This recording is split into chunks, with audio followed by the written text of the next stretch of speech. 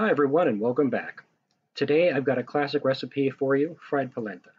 This is both easy to make and always a crowd pleaser. So let's get started.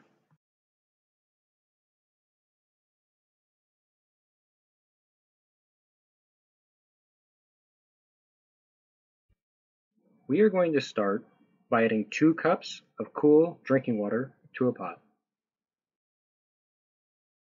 I don't actually have a measuring cup, so I'm using a coffee mug that I had on hand.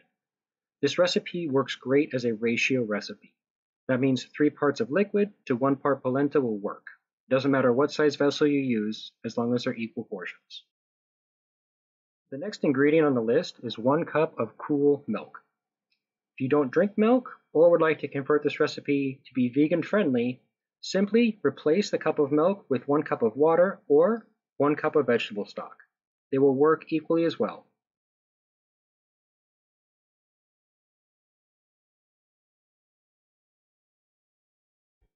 The next ingredient on the list is going to be 1 chicken bouillon cube.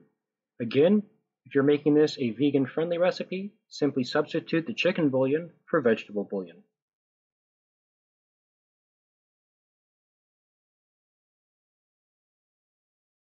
And last but certainly not least, the polenta itself. Here we are using instant polenta, which cooks in 2 minutes. You want to make sure to look for instant polenta. If not, you have to cook polenta for around 20 to 30 minutes to get soft. The instant polenta is substantially easier to make and a lot quicker. At this point, we are going to go ahead and measure out 1 cup of the dried polenta, but we will not add it yet.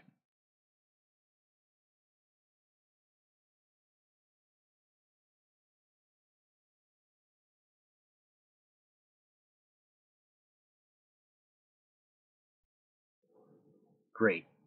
With the pot on medium-high heat, we will now prepare our mold.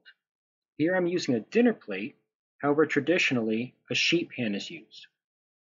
It doesn't really matter what you use, so long as you can form the polenta into a relatively even layer to cool. Regardless of what you use as a mold, it's very important that the polenta does not stick. Here, you will see I'm using some margarine to spread over the plate so that when I pour the cooked polenta in, it will release after cooled. I'm simply taking a paper towel and using it to spread margarine all over the entire surface so that nothing will stick after the polenta is cooled into a formed cake.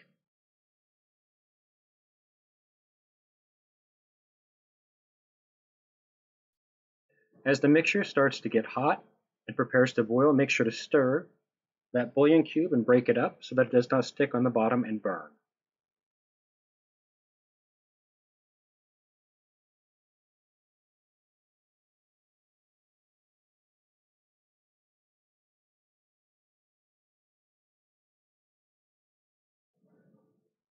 As the recipe draws close, it's very important that you have your mold ready, your dried polenta ready, and your liquid is coming up to a boil.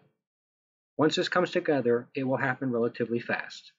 As you can see here, the milk is starting to bubble and come to a boil, so we will begin adding the polenta.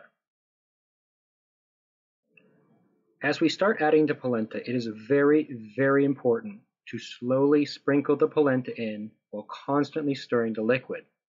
If you are to pour the entire cup of polenta in at once, you will have lumps.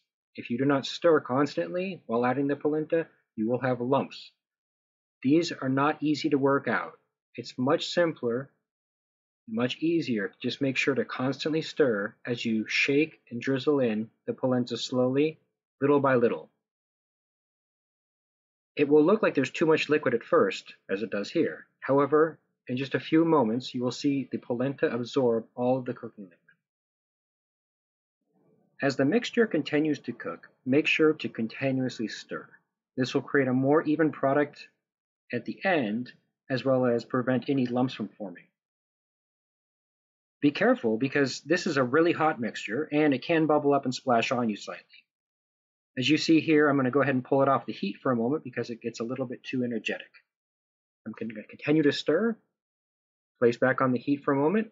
As you can see there, it spat up on me a little bit, no worries. Clean up a little bit and continue to cook. Notice the mixture is thickening as I place it back onto the heat and some of the liquid continues to boil off.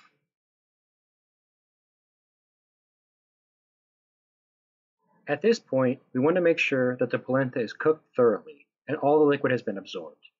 We will continue to stir constantly over heat until the mixture is as thick as we like. You're looking for a rather thick consistency, nothing too runny because it won't set properly. If you're using a cheese, this is the point you want to add it. Most recipes that I have found in the past call for a half a cup of Parmesan cheese, which should be added now. You can also add something like sharp cheddar, Monterey Jack, anything that's a slightly drier cheese would be good in this recipe. I do recommend you stick away from high moisture cheeses because at this point you're really trying to drive out that moisture so that when we fry it, it creates a nice crisp exterior with a nice fluffy interior. Again, if you're making this recipe vegan friendly, simply omit the cheese, as you see I did here. It will still come out creamy and well cooked.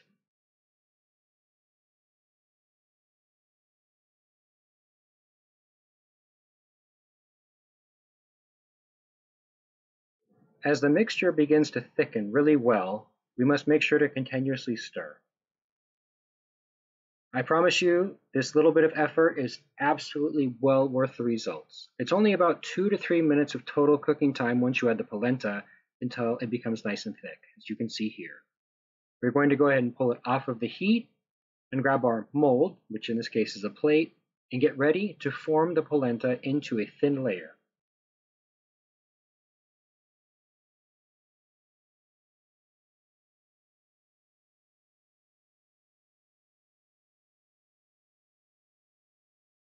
Now, whatever mold you're using, it's important that you get a nice even layer of polenta. It doesn't matter if it's thin or thick, it just needs to be even. One thing that I like to do is add a little bit of margarine or butter to the top and spread it with my spoon. This helps it from sticking to the back of the spoon and allows me to go ahead and form a nice even layer across the mold. Simply work from the center out, pushing it in nice, smooth, even motions. What you're looking to do is form a relatively even layer so that it can cool, and then when we cook it later on in the oil, it will cook evenly.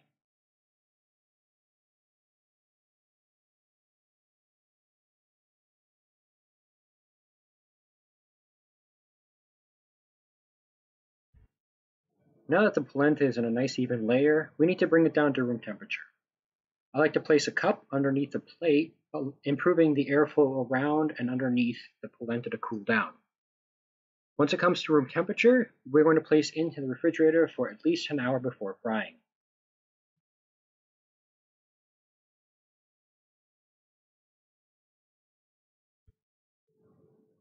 After spending 1 hour in the fridge, the polenta is nice and firm. You can see here I'm smacking with my finger and it has a nice spring back. This is exactly what we're looking for. You want a nice firm polenta cake in order to fry. I'll begin by cutting down the center and making 2 even portions. This is 1 cup of polenta, which makes it 2 really generous portions. However, you can easily make this into 3 portions as a side dish if you wish. It doesn't matter what shape you cut them into, so long as they are all even. You're looking for the same relative size and shape so that they all cook at the same time.